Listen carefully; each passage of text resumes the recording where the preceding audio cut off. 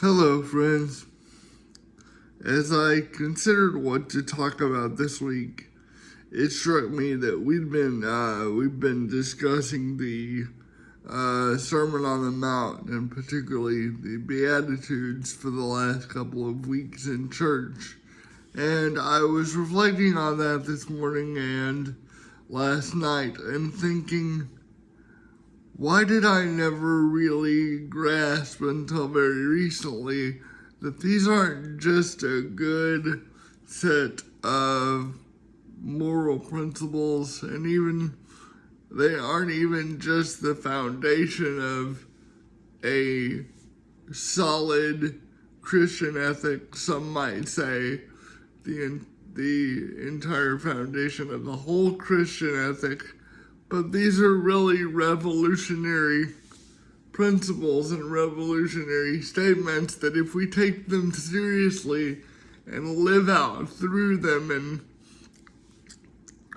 shape our expression of our lives to the Beatitudes, have the power to really reshape and turn upside down the way this world is headed, and help us construct and build up the world into a place of justice and peace, instead of what it has seemed to be so recently, a world that is so unmoored and so torn down by division, strife, and violence.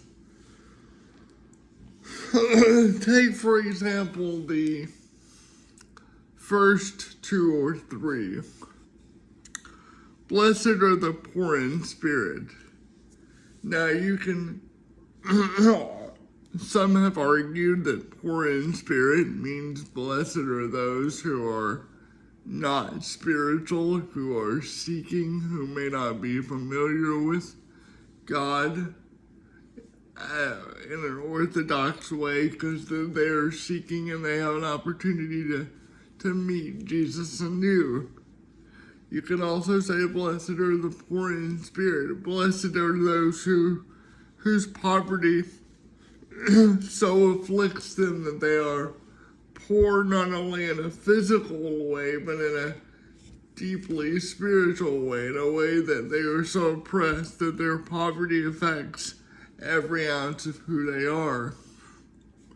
Regardless of how you read this verse, and I think it's more effective if you read it in terms of physical poverty instead of, in fact, there are certain parts of the scripture where I think the in spirit is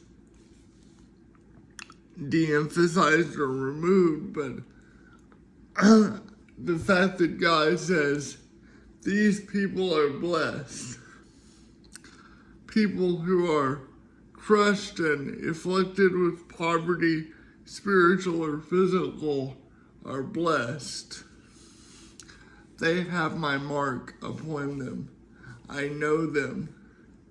Think of what a revolutionary stance that is, and how inviting that is for us to see the bottom on top and the world upside down. How would that change our perspective if we live that way?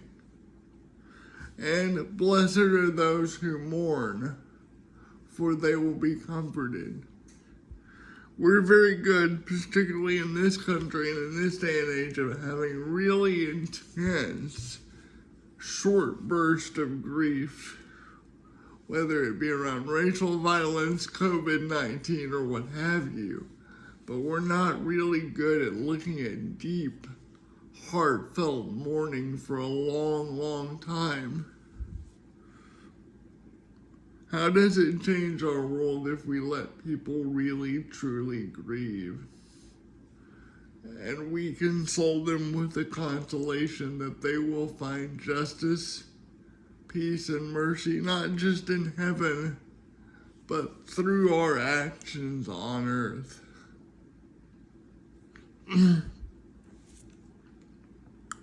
How would we be encouraged if we didn't try to fix grief immediately? But we let it happen, and we let it heal our many divides.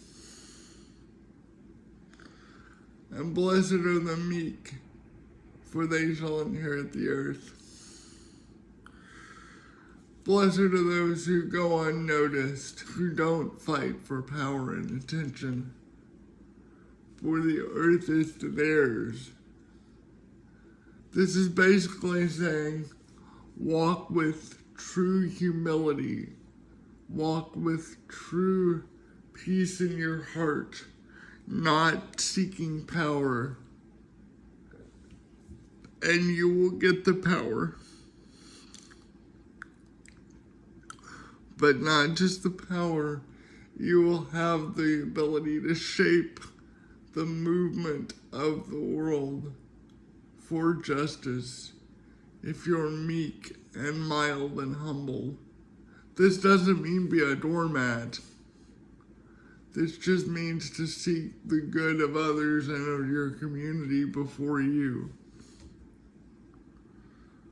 And of course, blessed are the pure in heart, for they shall see God. Again, another beatitude that specifically speaks to resisting, and not just resisting, but fleeing from the way our current culture seeks and views power, and asks us to go towards Jesus and towards humility and towards surrender to change the entire scope of the world.